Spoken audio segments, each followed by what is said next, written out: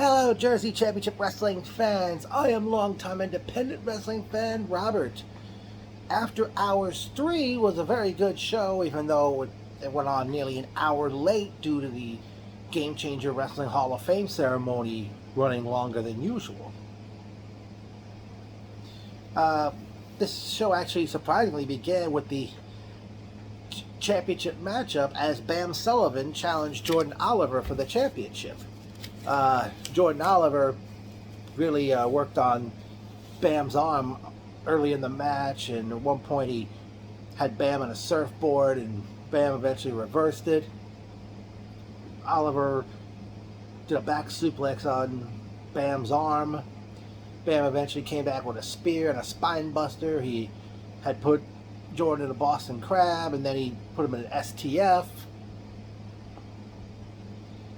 Oliver came back with a Yakuza kick in the corner. They had a slugfest as Oliver was hanging on to Bam's arm.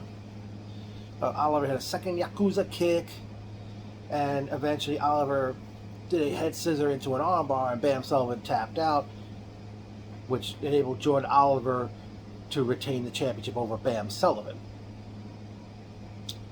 Next matchup, we saw Jack Cartwheel take on the one called Manders. Cartwheel went by the, doesn't call himself that for nothing, based on how many cartwheels he executed even as he came to the ring for his match. Early on, Cartwheel hit a Hurricane Rana, jumped off the second rope, and Hurricane Rana Manders. Then he jumped off the second rope with a DDT. Also hit a Death Valley Driver followed by a German suplex. Manders came back with the old Oklahoma Stampede. Cartwheel countered a super bomb off the second rope with a Hurricane Rana. But then he missed a top rope shooting star press. Manders hit a lariat, but Cartwheel kicked out. Manders eventually hits a second lariat, and he won the matchup, defeating Jack Cartwheel. Next matchup, we saw CPA take on the root of all evil, Charles Mason. They eventually go out to the floor, and Mason gets thrown to the ring post. Mason eventually took over, hit a Yakuza kick followed by a lariat. CPA bites Mason's finger, then he hit a lariat of his own.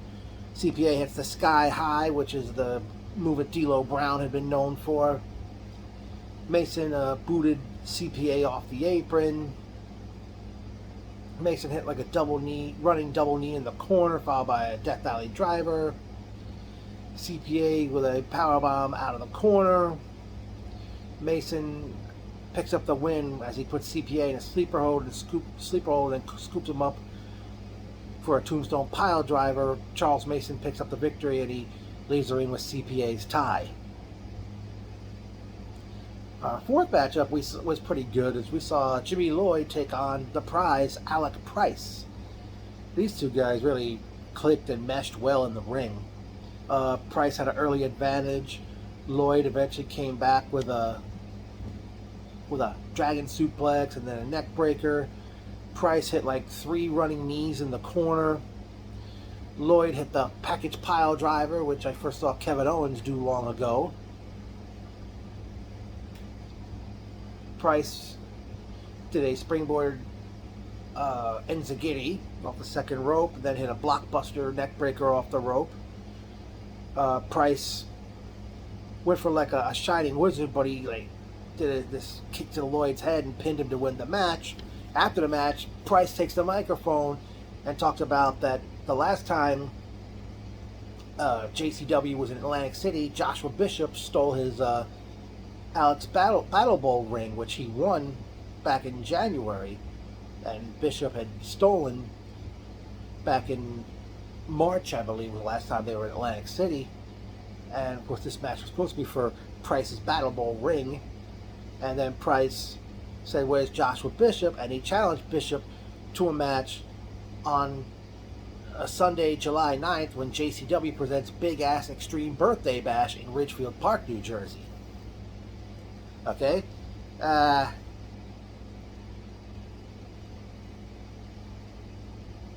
Okay.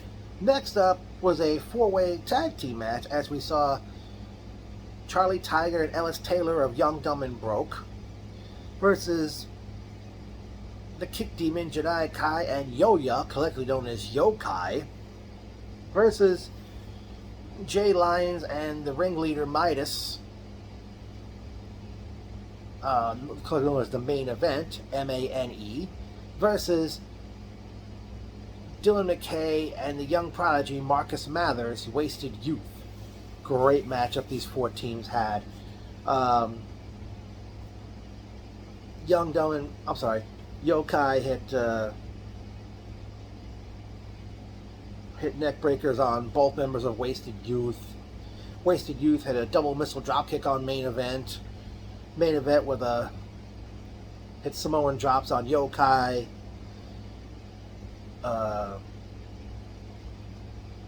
Wasted Youth hit dives to the floor. Ellis Taylor. Oh my! What did I write? My goodness.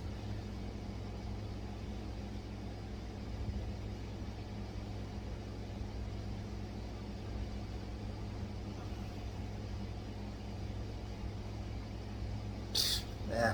Well, Tiger speared Mathers. McKay hit a springboard destroyer on Lyons.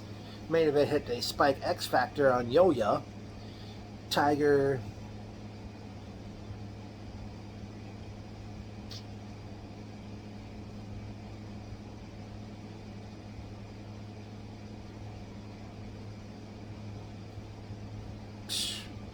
well, Mathers, I forgot who it was, but Mathers did a regal roll. McKay did a shooting star press from the top rope, and then Mathers hit a 450 splash on Midas, enabling Wasted Youth to pick up the win over Young, Dumb, and Broke, Yokai, and Main Event. I don't know if JCW is thinking of getting tag team championship belts eventually. I mean, but there's four teams right there that can really go, and that's proven in this matchup. And then, give a notice was put on last. It was new Hall of Famer, recently inducted Hall of Famer, lowlife Louis Ramos took on Brandon Kirk. Kirk attacked Louis as he came to the ring, and Kirk took a slice of pizza from somebody in the crowd and slapped Louis with it. And the guy who he took the fan that Kirk took the slice from, he says, "I paid $7 for that, asshole." Let me tell you, man, this is why I'm glad I would eat before I get to a show. I mean, $7. I mean, that, I don't know the name of the building. That I don't know the name of the building. If they sell food in that building or not down in Atlantic City, but let me tell you something. $7 for one slice of pizza? You could scratch and sniff my balls for that money. I can get a slice of pizza for much cheaper. Give me a break, as the late Gorilla Monsoon would say.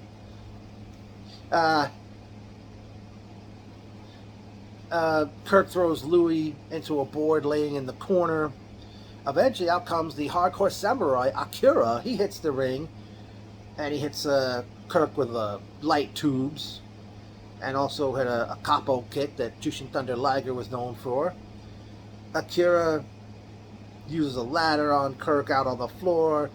Kirk uses a chair on Louis.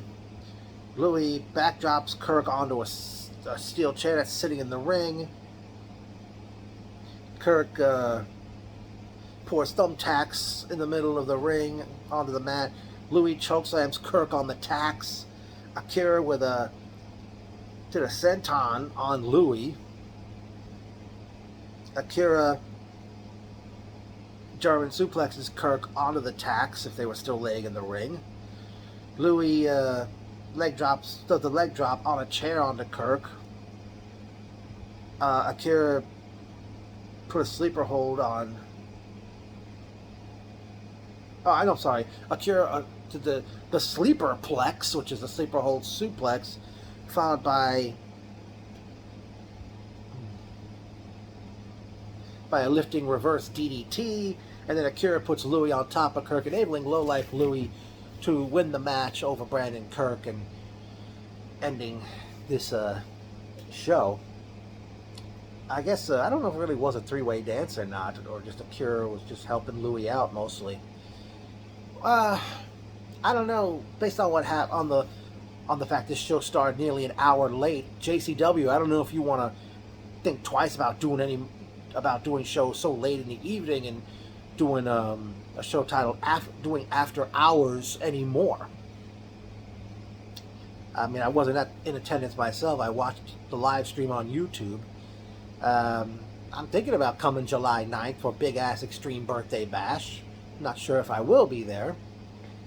But, you know, like I said, based on the four-way tag match, maybe it's time to get some tag team championship belts. Charles Mason still wreaking havoc. Jordan Oliver, be interested to see who his next challenger is going to be. And it looks like it'll be Alec Price versus Joshua Bishop for possession of Price's Battle Bowl ring. Very good show, JCW.